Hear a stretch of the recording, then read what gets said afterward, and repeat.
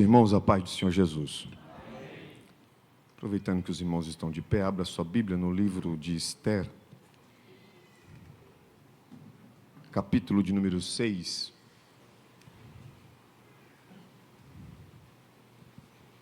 Livro de Esther, capítulo de número 6. Nós vamos ler 3 versículos.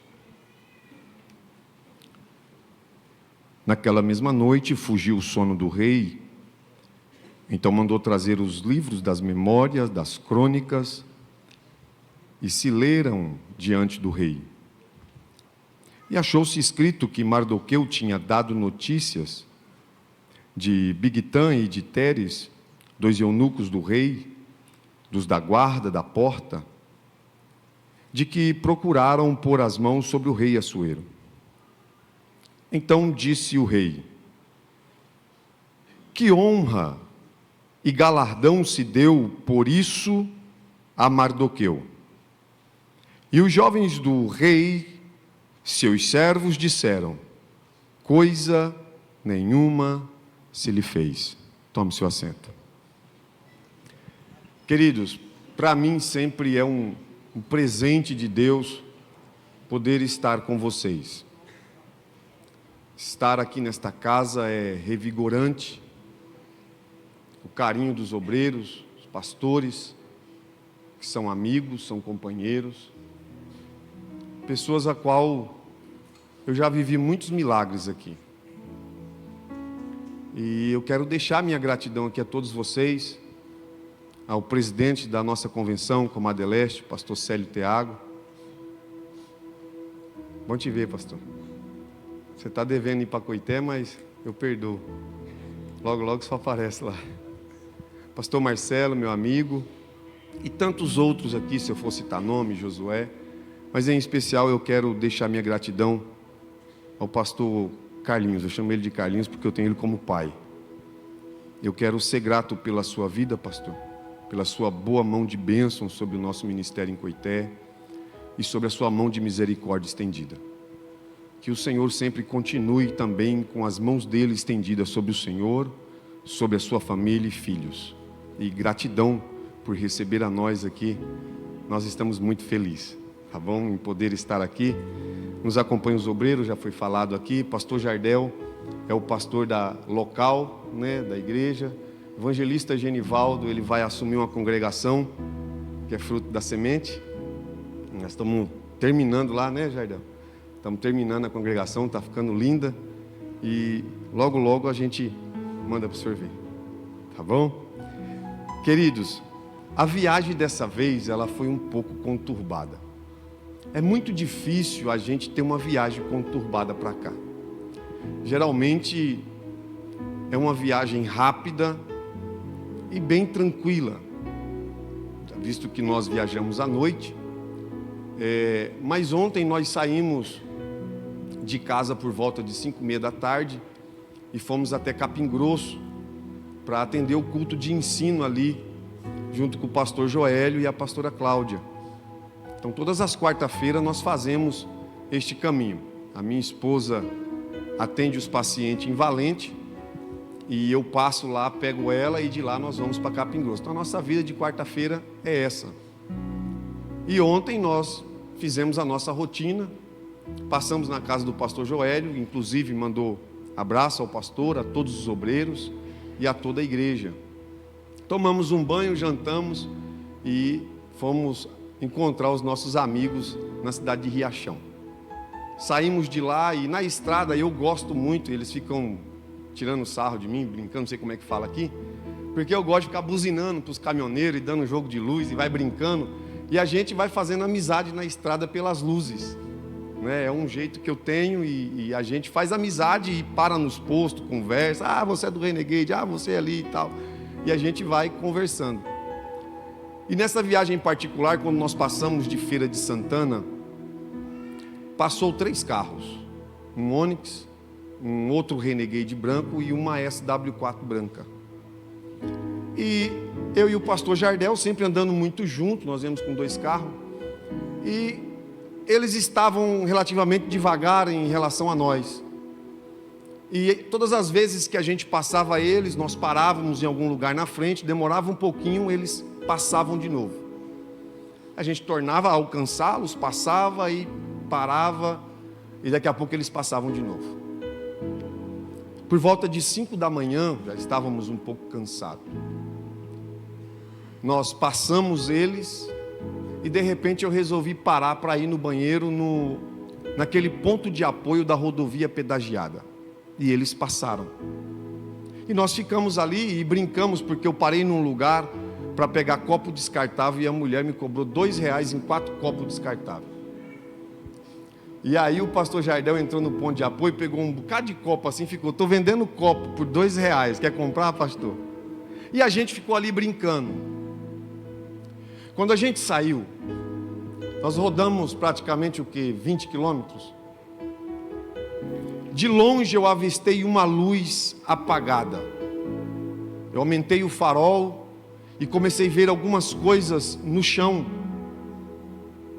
Quando eu me aproximei, eu quase passei por cima do homem que tinha acabado de ser atropelado.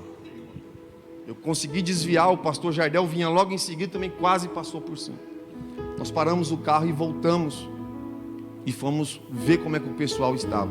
Estavam todos em choque dentro do carro. Uma vida ceifada no meio da pista. Por que eu estou contando isso? Porque às vezes nós passamos por tantas coisas e não paramos para observar os detalhes do cuidado de Deus na nossa vida. Se nós não tivéssemos parado, poderia ter sido eu ou poderia ter sido o pastor Jardel. Mas Deus tem o controle de todas as coisas. Tantos livramentos você teve no dia de hoje e você nem percebeu. Mas eu queria convidar você nesta noite a levantar a sua mãozinha assim lá em cima.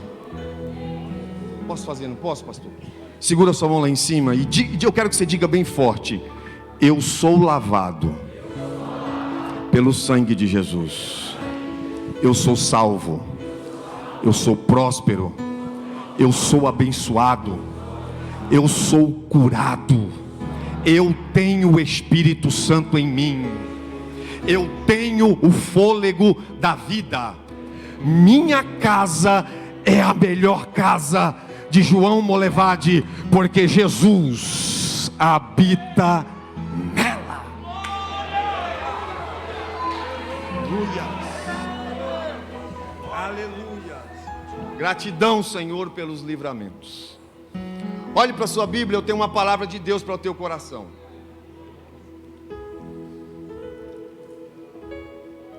A gente sabe que João Molevade, a igreja, ela não é um carro velho que precisa ser empurrado pelos outros. Essa igreja tem combustível, tem obreiros que pregam, tem homens capacitados. Eu estar aqui hoje é pura misericórdia de Deus. E quem me conhece sabe que eu tenho muito temor em entregar aquilo que Deus coloca no meu coração. E eu venho alguns dias meditando para compartilhar aqui com os irmãos neste culto de boas-vindas e culto da vitória. E Deus colocou no meu coração esse texto do livro de Esther, e o livro de Esther tem as suas peculiaridades. É um livro muito lindo, cheio de curiosidade. Mas eu quero deixar todas as curiosidades do livro, da sua escrita, do seu teor, e quero me ater na história que nós lemos. Eu queria que você mantesse a sua Bíblia aberta e acompanhasse comigo esse texto.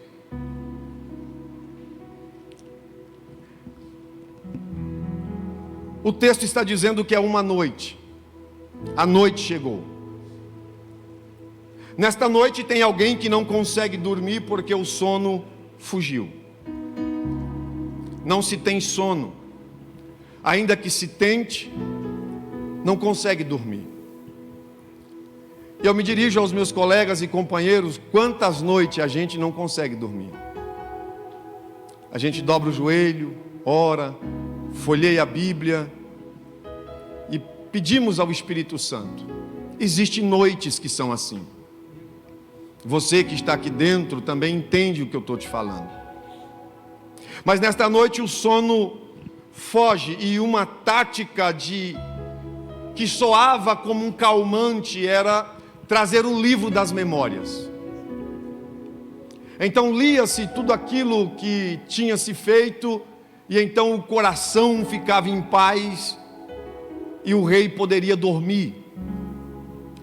Mas nesta noite traz-se o livro diante do rei, e no versículo 2 diz: e achou-se escrito que Mardoqueu tinha dado notícia de Bigtã e de Pérez, que estavam fazendo uma armadilha para poder matar o rei. Eles queriam lançar mão sobre o rei.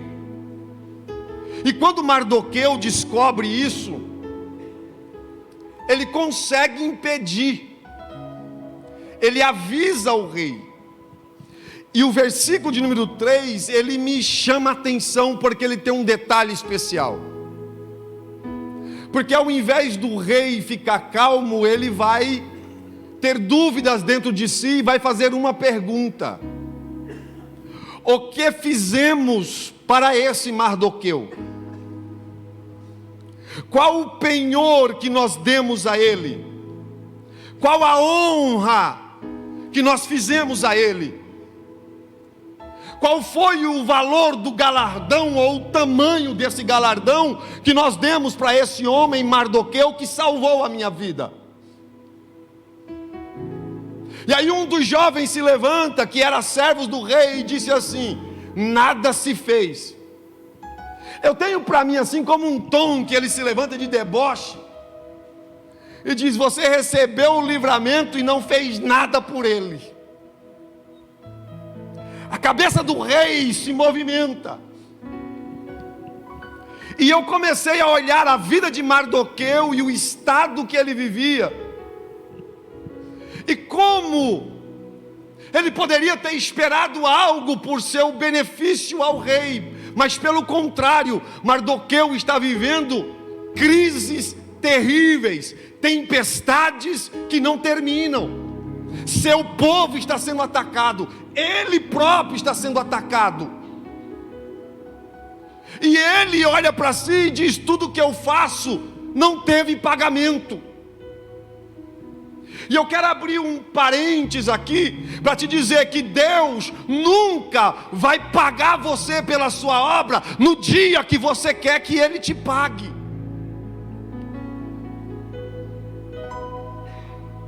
Deus não vai pagar você na hora que você olha para cima e diz: Deus, eu fiz isso, eu quero receber o meu galardão. Te adianto que não é porque Ele não paga a obra de suas mãos na hora que você quer, que Ele não vai pagar. Deus não fica devendo nada para ninguém. Deus, Ele paga as obras de suas mãos. Todo o tempo que você emprega na casa de Deus, todo o trabalho, todo momento de angústia, de dor e de sofrimento, das noites mal dormidas, de um que tira a paz, do outro que está fofocando, do outro que faz isso, tudo isso Deus vê, mas Ele não paga quando você quer que Ele te paga. Mas o fato é que tudo também está registrado no livro do grande rei. Aleluia. Você tem coragem de colocar a mão no ombro do companheiro, colocar a mão no ombro da irmã que está aí, do irmão que está aí, e dizer assim: Deus não fica devendo nada para ninguém. Por mais que para você possa estar demorando, Deus só chega na hora certa. Na hora que você não pode fazer mais nada, Ele vai chegar com suprimento e vai resolver essa questão que você não pode resolver.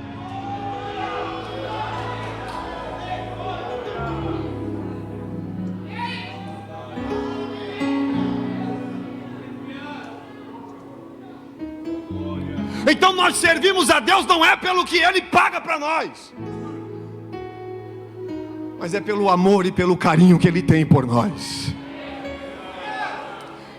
Deixa eu contar para vocês a lei do servo incondicional, a lei do servo eterno. O homem que se tornava escravo de um senhor porque não tinha condição de pagar a sua dívida, mas ele passava anos ali trabalhando e começava a gostar de servir a casa do seu senhor. Ele achava bom servir. Mas chega o tempo, diga forte, o tempo chega. E ele pagou toda a sua dívida. E aí o seu senhor chega e diz assim: olha, está na hora de você ir embora agora, porque a sua dívida foi paga. Esse homem olha para o seu senhor e diz assim: para onde irei eu? Eu gosto de servir você. Eu gosto de servir a sua família. Eu gosto de servir a sua casa. E eu não vejo a minha vida fora daqui. Aleluias. Deixe-me ficar. Então aquele senhor pegava aquele moço, levava no centro da cidade em uma porta e furava a sua orelha, e ele ficava pendurado pela orelha por 7 dias. Não era só colocar uma sovela na orelha. Todo mundo que passava via que aquele moço estava pingando sangue pela orelha, e o sangue ia trazer uma marca sobre ele, porque o cravo, o prego tinha furado a sua orelha. E por onde ele passava depois, alguém olhava para ele e dizia: aquele camarada ali é servo de fulano.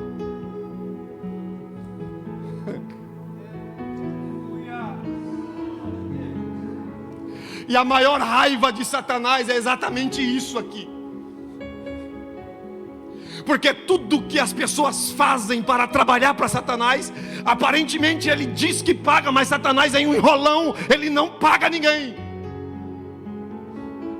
A Bíblia diz que ele não vem senão matar, roubar e destruir. Então qualquer negócio que se faz com ele, aparentemente aos olhos carnais, achando que é vantagem, no futuro tem morte, tem roubo e tem destruição. Mas nós que estamos aqui, temos a graça de dizer: sou servo eterno daquele que morreu por mim na cruz do Calvário. Eu não sei para onde ir sem Ele, eu não sei como fazer sem Ele. E todos que olham para nós têm que ver que em nós há uma marca diferente. Há uma marca que não é do nosso sangue que derramou, mas é a marca do sangue de Jesus Cristo, que foi vertida na cruz do Calvário. Deixa eu ver quem tem essa marca. Paulo disse: eu não trago troféu, mas eu trago no meu corpo as marcas de Jesus.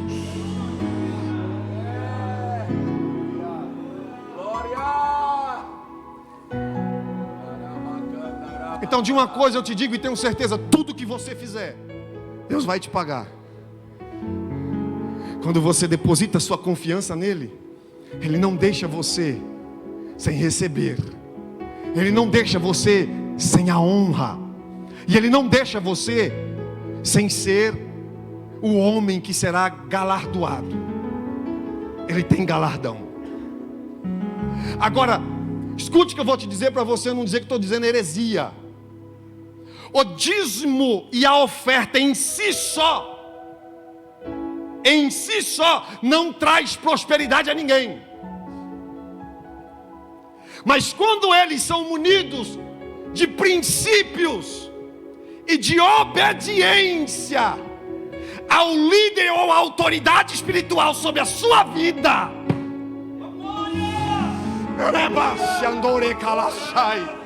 Ele diz: faz prova de mim para ver se eu não abro as janelas dos céus e derramo uma bênção tal sobre a sua vida, que dela venha a maior abastança.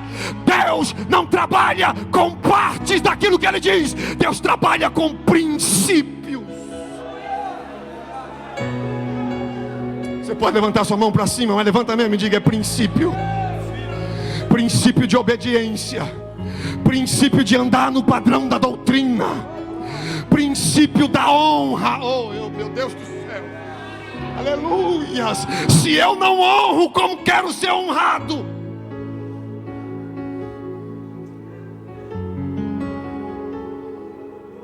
Eu estou só esquentando, viu?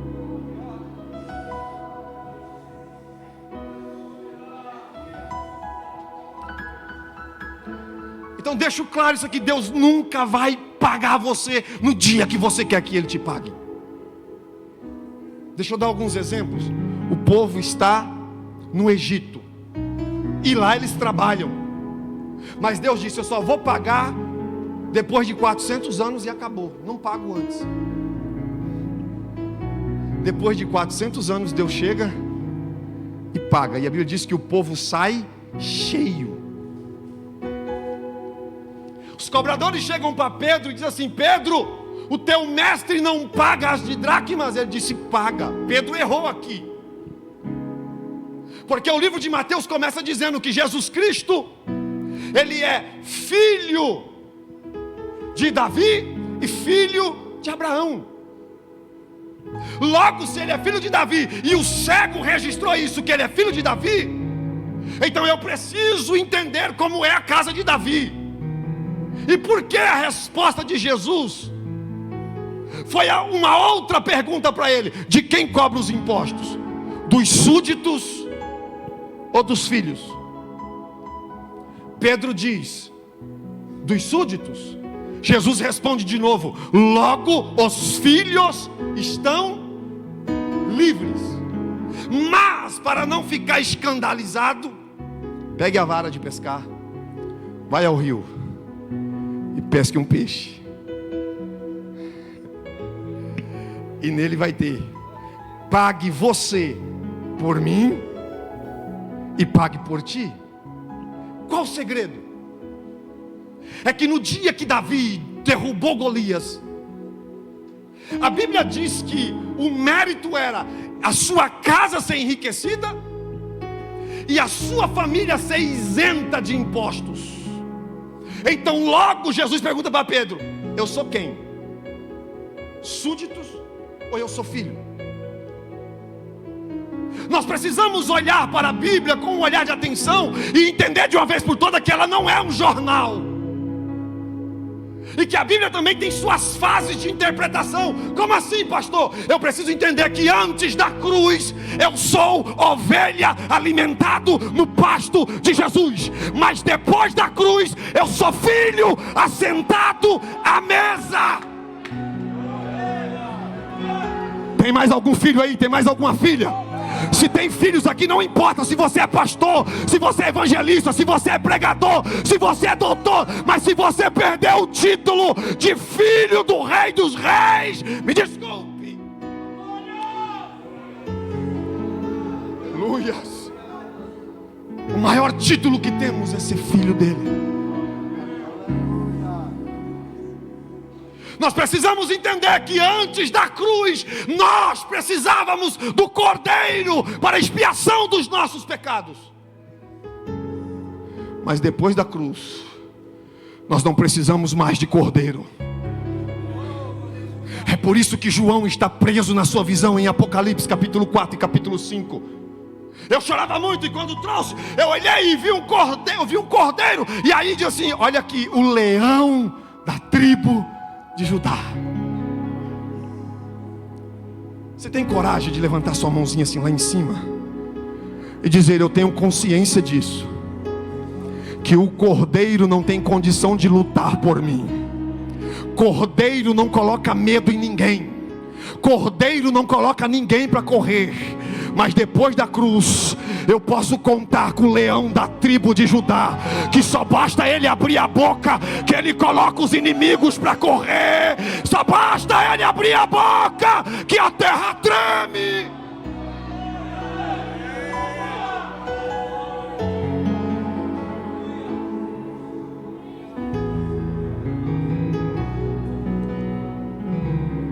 Então entenda isso: nós não somos máquinas.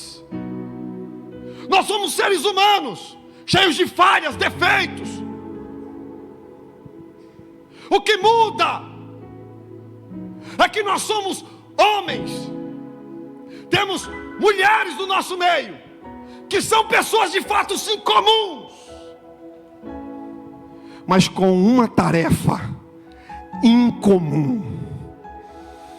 Nós temos a maior tarefa de divulgar o reino dos céus. Mas como assim, pastor? é de graça? Não, não é de graça.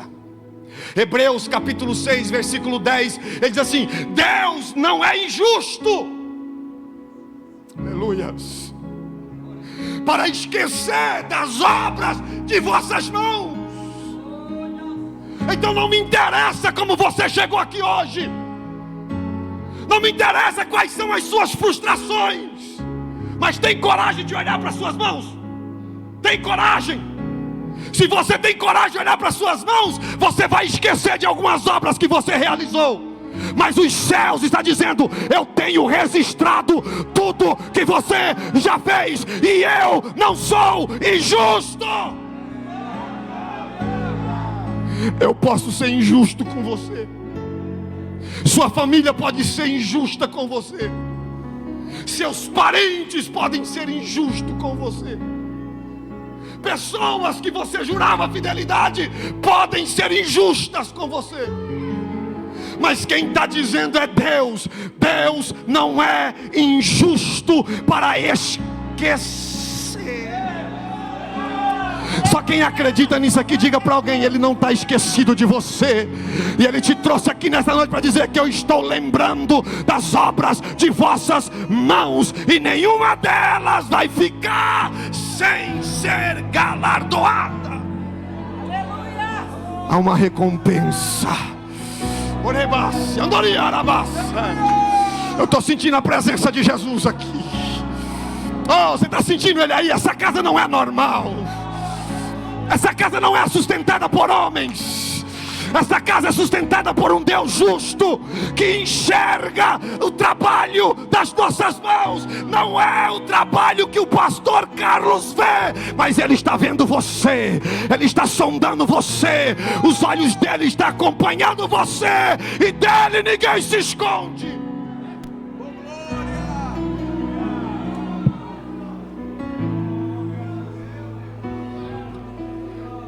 Aleluias. Às vezes eu paro e começo a pensar em mim mesmo, e digo: se não fosse Deus, aonde eu estaria? Porque está assim, ó, está assim de gente melhor do que eu. Está assim de gente que fala um português perfeito. Está assim de gente que tem mais condições do que nós todos que estamos aqui. Mas você tem coragem de colocar a mãozinha assim no peito? Tem coragem? E diga para você mesmo: você não tem culpa dele ter olhado para você e dizer: é você que eu quero. É você que eu quero. É você que eu quero. É você que eu quero. Você não tem culpa. Então não deixe quem não acredita na tua chamada entristecer você. Não deixe quem não acredita em você desmotivar você. Olhe para o céu, e mesmo que pareça injusto, entenda: a tua hora vai chegar. A glória, quem vem no glória, quem vem no aleluia, quem pode levantar a mão e dizer: a minha hora vai chegar.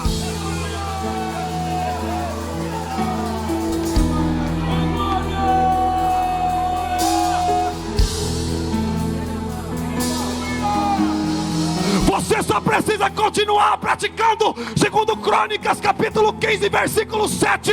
Mas esforçai-vos as vossas mãos, porque a vossa obra tem uma recompensa. Tem recompensa. Não sou eu que garanto, não é o nosso presidente que garante, não é o ministério que garante, é aquele que fez céus e terra. Céus e terra. Céus e terra. Ele diz: tem recompensa.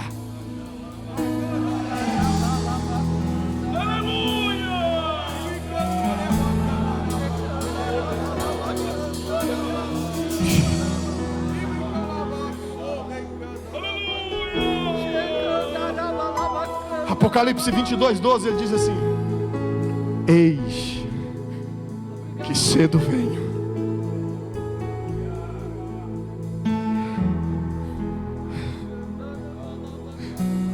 a minha recompensa está comigo. Aleluia. Se você acredita nisso, diga para você mesmo: vai valer a pena. Vai valer a pena as noites de lágrimas. Vai valer a pena ser fiel. Vai valer a pena mesmo sendo injustiçado, caluniado, traído. Vale a pena.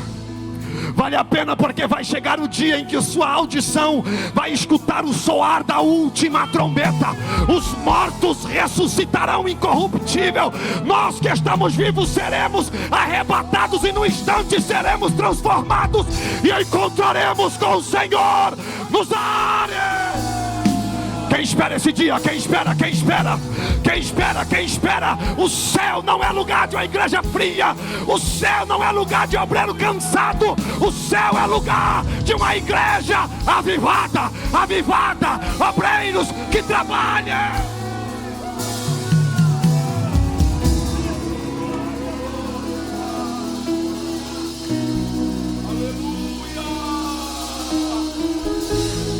Quem trouxe o glória? Quem trouxe o aleluia? Tem 3 crentes aí que trouxe.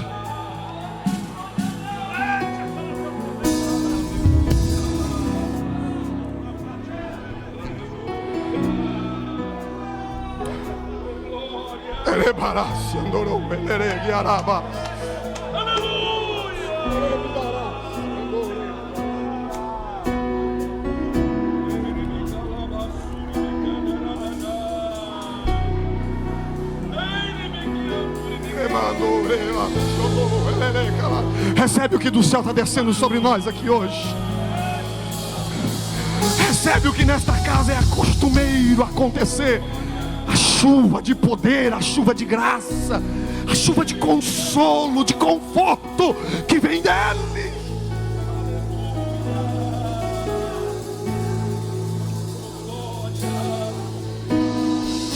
Mas deixa eu resumir aqui para vocês o que nós lemos.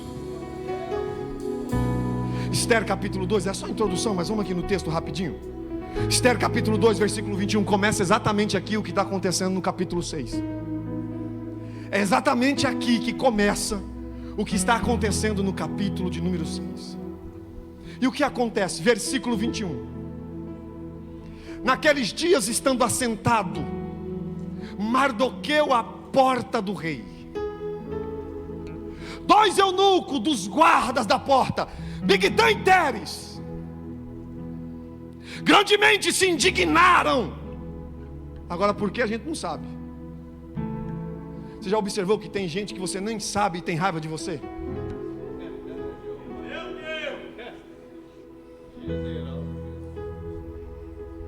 Você chega, o camarada não olha na sua cara.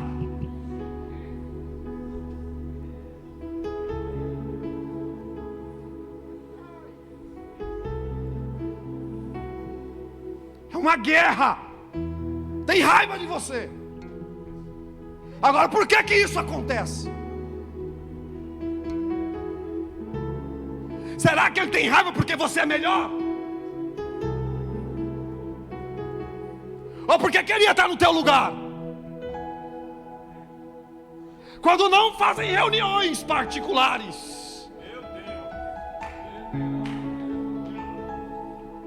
eu relutei muito para pregar isso aqui.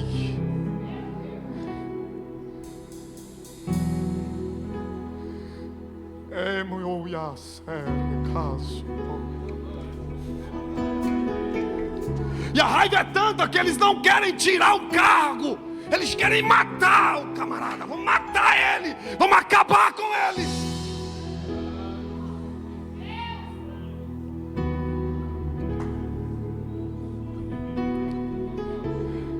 E veio isso ao conhecimento de Mardoqueu. E ele fez saber à rainha Esther. E Esther disse ao rei, em nome de Mardoqueu. E inquiriu-se o negócio, e se descobriu, e ambos foram enforcados. E isso foi escrito nos livros da crônica. Entra o capítulo 3, olha na sua Bíblia. E sabe quem é que está sendo honrado? É Amã. Amã é que está sendo honrado. Mas Mardoqueu não fala nada. Mardoqueu não fica pelos cantos murmurando. Mardoqueu não fica pelos cantos apontando o dedo. Mardoqueu continua fazendo o que sabe fazer de melhor, assentando-se na porta do rei.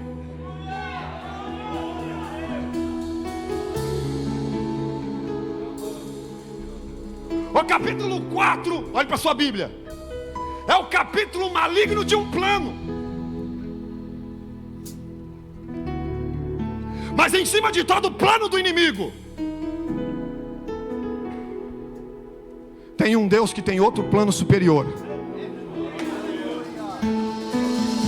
Vocês são bons de Bíblia, eu não preciso nem falar texto, mas deixa eu falar uma coisa para vocês. Lembra da história que o rei ficou zangado porque ele armava uma armadilha em tal lugar, e aí o profeta dizia: ó, se livre de passar por ali que tem uma armadilha. E ele não ia. Aí eles montavam a armadilha em outro lugar. Aí o profeta dizia: ó, se livre de passar agora por aquele lugar, porque tem outra armadilha. Aí o rei reúne todo mundo e diz assim: quem é contra nós? Quem está traindo a gente? Alguém tem coragem de se levantar e dizer assim: não, ninguém está te traindo.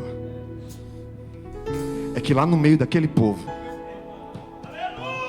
tem um profeta que quando o Senhor pensa lá no teu quarto deitado, Deus está revelando para ele. Não pense,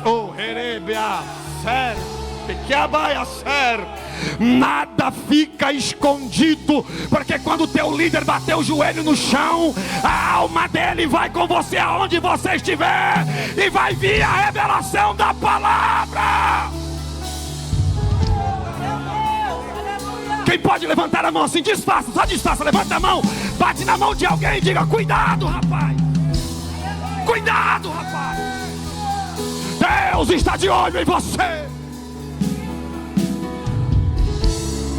Deus está de olho no teu trabalho.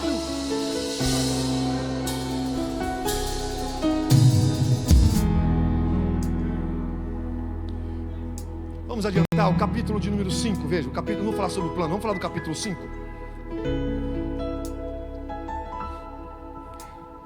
O Amã tem uma raiva do Mardoqueu. Agora, deixa eu só te mostrar uma coisa no texto. Olha só. Versículo de número 9. Preste atenção. Então saiu Amã naquele dia alegre. Sabe, pastor Marcelo? O homem estava explodindo, feliz da vida.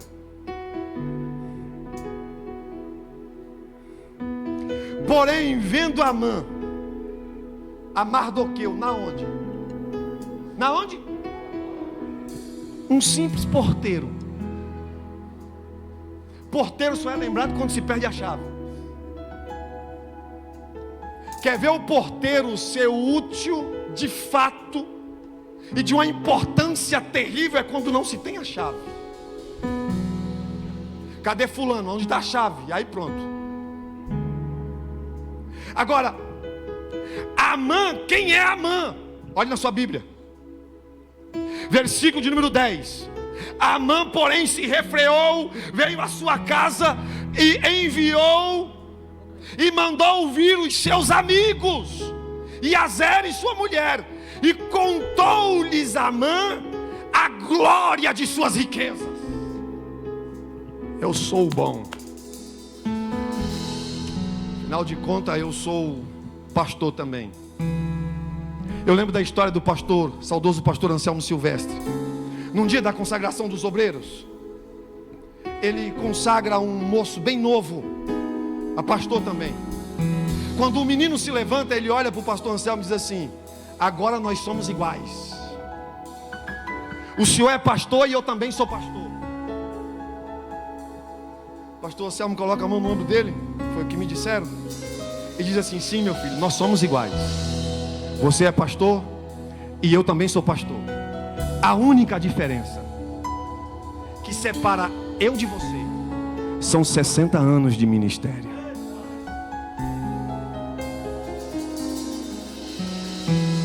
Olhe você para alguém aí, mas olhe mesmo, olhe para alguém e diga assim: não queira nada antes do tempo. Aprenda a esperar o tempo daquele que te honra de verdade. Se não é a tua vez hoje, espere. Se não é amanhã, espere. Porque a Bíblia diz que os que esperam no Senhor, os que esperam no Senhor, pode estar fraco hoje, mas são renovados. Os que esperam no Senhor são fortalecidos. E tem mais um: os que esperam sobe. Deus tem uma altura para te colocar, mas não é qualquer altura, é uma altura de respeito, é uma altura de honra, mas para isso você precisa crescer debaixo da humildade.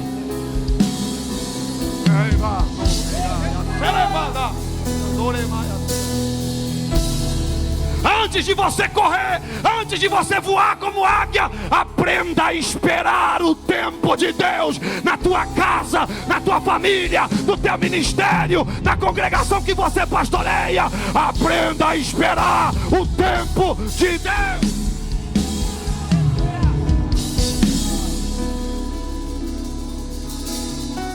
Eu encerro aqui.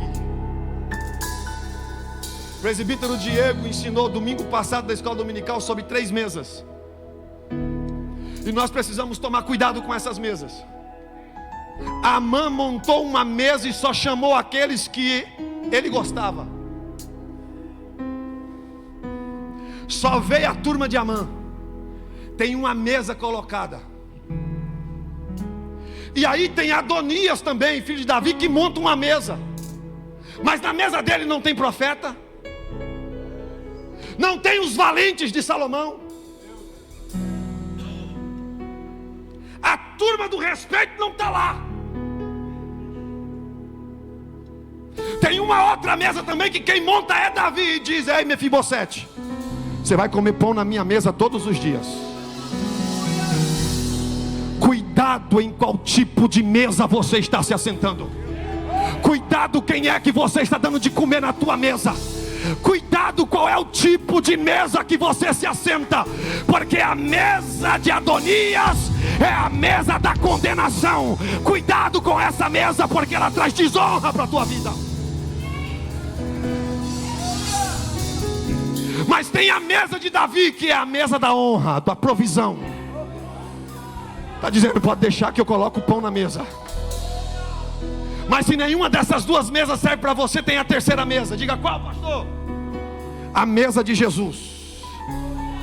E a mesa de Jesus é pesada. Diga: por quê? Porque nela revela quem tem amor, nela revela quem tem conexão, mas nela também revela quem é traidor. A mesa de Jesus não é qualquer mesa. A mesa de Jesus, para se assentar, tem que ter coragem e alma lavada.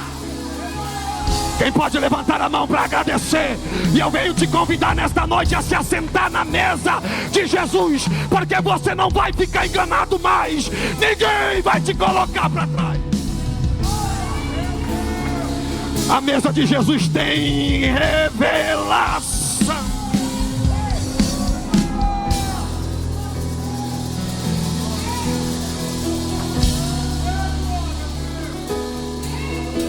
Tem mesas que estão te adoecendo. Tem mesas que a comida estão com ervas venenosas e ninguém está orando para matar o veneno. Se a mesa que você está sentada está falando de pessoas, fuja dela, mas corra para uma mesa que fale de Jesus. De Jesus. Quem vem comigo? Os obreiros concordam com isso? Quem vem comigo no glória? Quem vem comigo no aleluia? Porque Satanás vai desmanchar o ninho hoje, vai bater em retirada, porque a obra é de Deus.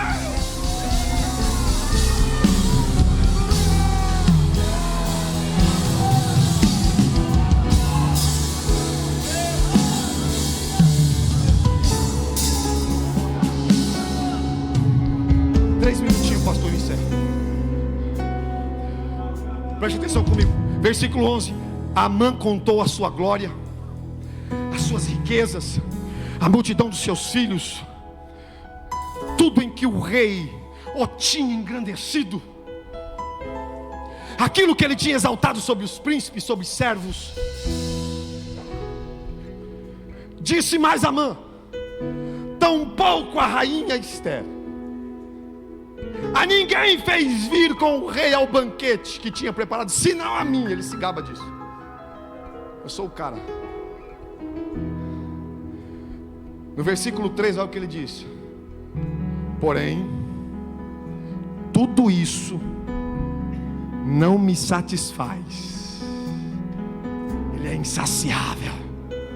Ela é insaciável a fazer o mal, a ser mexeriqueiros, a ficar contando uma coisinha aqui, outra ali. Meu Deus do céu. Nada dessas riquezas me satisfaz, enquanto eu não vir o judeu Mardoqueu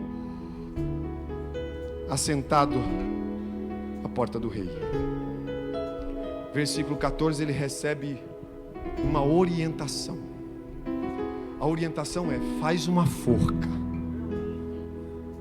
Amanhã você não está na presença do rei, e aí lá você fala com o rei e enforca Mardoqueu nela. Agora preste atenção. A noite toda Mardoqueu está com gente, ó, martelo, prego, serrote. Vamos para cima, tem que construir. Construir o quê? Tem que construir a forca. Por quê? Amanhã de manhã ela inaugura. Só que preste atenção, preste atenção. Deixa eu usar um pouquinho a tipologia com vocês. Mardoqueu é um tipo da gente que temos um amigo dentro do palácio real, que enquanto estão montando uma mesa de tribunal para nós, acusando e montando sentenças, o justo juiz também está acordado trabalhando. Mardoqueu está marcado para morrer na manhã do dia seguinte, mas no capítulo 6, enquanto tem gente fazendo forca para matar, reunião para denegrir, no capítulo 6 tem Deus tirando o sono do rei e dizendo: em Mardoqueu ninguém mexe, em Mardoqueu ninguém mexe, em Mardoqueu ninguém mexe. Levanta a mão aí, Mardoqueu. Levanta a mão aí, porque hoje o rei está dizendo: tem honra, tem galardão no tempo certo.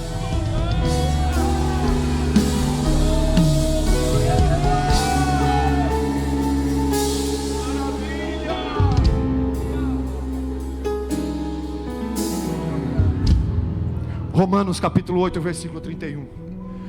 Que diremos, pois, a estas coisas?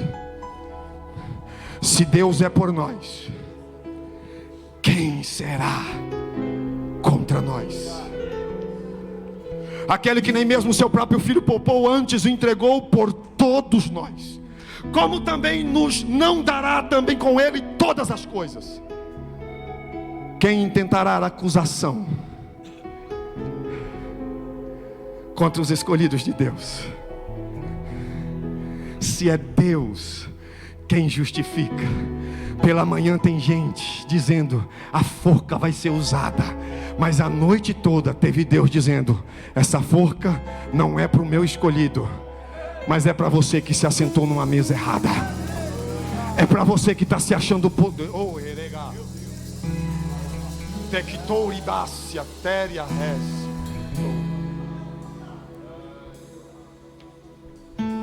há um tempo para todas as coisas. Pastor Carlinhos, eu vou te dar esse relógio. O Espírito Santo me toca aqui. Eles entregam meu filho e diga para ele que chegou o tempo de quem ser honrado, honra, mas também acabou a misericórdia de quem não quer ser honrado. Te dei autoridade, te dei cajado, então use. porque eu confio em Ti, diz o Senhor.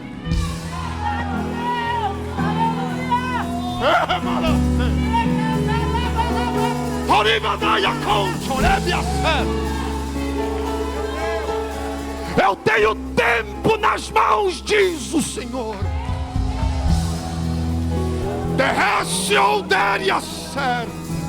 Nós não temos tempo de ficar brincando de ser obreiro. Hoje eu ajudo, amanhã não ajudo. Hoje eu quero, amanhã não quero. Está na hora de você se levantar como homens e mulheres honradas e entender que o teu ombro é debaixo da cruz. É debaixo da cruz. É debaixo da cruz. Nós não somos um ringue, nós somos um time, um exército treinado contra Satanás.